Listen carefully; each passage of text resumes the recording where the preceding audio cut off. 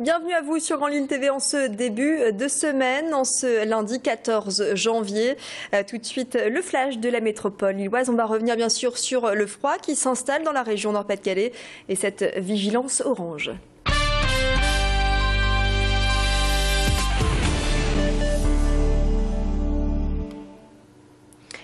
Une vigilance orange en raison de la neige et du verglas. Comme prévu ce week-end, la neige a fait son apparition près de chez nous et de nouveaux flocons sont attendus dans les prochaines heures. Les chutes de neige pourraient même s'intensifier. On attend jusqu'à 5 cm de neige.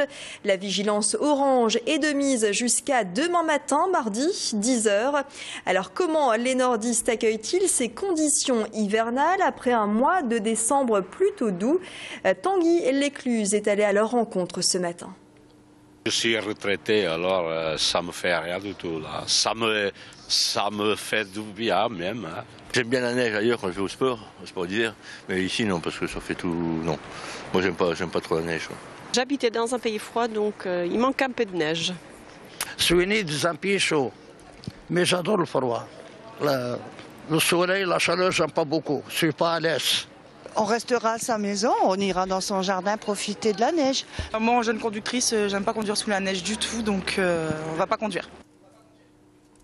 Et bien évidemment, pour pallier les problèmes de verglas sur les routes, les saleuses entrent en action. C'était le cas déjà cet après-midi avec des opérations de salage qui sont parties de Douvres et ces opérations qui permettent donc d'éviter tout accident et surtout tout risque de verglas dans les prochaines heures. Elles ont eu lieu sur la 1, sur la 21 ou encore sur la route nationale jusqu'à l'Abassé. En cas d'épisode neigeux dans les prochaines heures, les saleuses vont entrer en action en nombre puisque 6 camions sont prêts à partir, 6 camions mobilisés par la DIR. Les agents de la DIR sont eux aussi mobilisés. Quelques règles de base à l'approche de cet épisode neigeux. Explication. Alors, les difficultés qu'on appréhende, c'est d'abord la durée de l'effet neigeux. Qui peut prendre énormément de temps, donc la fatigue des gens, après remplacer les personnes, etc. Mais également, on n'est pas à l'abri non plus de panne d'engins ou même d'accidents, puisqu'on est quand même sur un secteur très très fréquenté. On compte énormément sur le bon comportement des automobilistes, car s'ils viennent à doubler les engins de salage, c'est très dangereux. Et on va rappeler que ces engins de salage ont leur vitesse limitée à 50 km/h. Attention donc si vous croisez la nuit prochaine notamment ces saleuses, soyez extrêmement vigilants. Aucune victime mais des dégâts matériels importants. Un incendie s'est déclaré tôt ce matin dans un camp de Rome à la Madeleine, entre la Madeleine et le Vieux-Lille précisément. Le feu s'est rapidement propagé et 8 baraquements ont entièrement été détruits, des abris de fortune dans lesquels ces familles roms ont élu domicile depuis plusieurs années. Les causes du sinistre sont pour l'heure inconnues et les familles vont maintenant devoir être prises en charge par les associations. La façon dont sont construites ces cabanes, elles sont pratiquement l'une sur l'autre. Donc évidemment, il suffit qu'il y ait un soba, c'est-à-dire un feu qui se mette à brûler, pour que ça mette le feu à l'ensemble des constructions. Voilà. Et puis oui, effectivement, en février 2012, il y a eu déjà un feu au même endroit, la cabane la plus proche ici du périph' qui a brûlé il y a à peu près un an. Voilà. Les sans-papiers de Lille cessent leur grève de la faim. Au total, ils sont 38 à accepter de s'alimenter et d'être pris en charge par une équipe médicale. Ce matin, ils ont été évacués vers différents hôpitaux de la métropole. Jusqu'à aujourd'hui, ils occupaient des tentes installées sur le parvis de l'église Saint-Maurice à Lille. Des tentes démontées cet après-midi. Ces grévistes de la faim ont cessé de manger normalement depuis plus de 2 mois et ils vont désormais suivre un traitement médical approprié.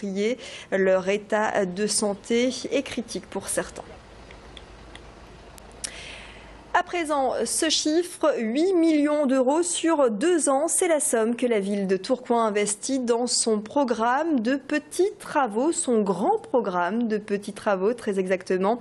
Le but est d'améliorer le quotidien des habitants grâce à de petites rénovations, réparations, peintures, menuiseries dans des lieux publics comme les écoles, les salles de sport ou encore les crèches.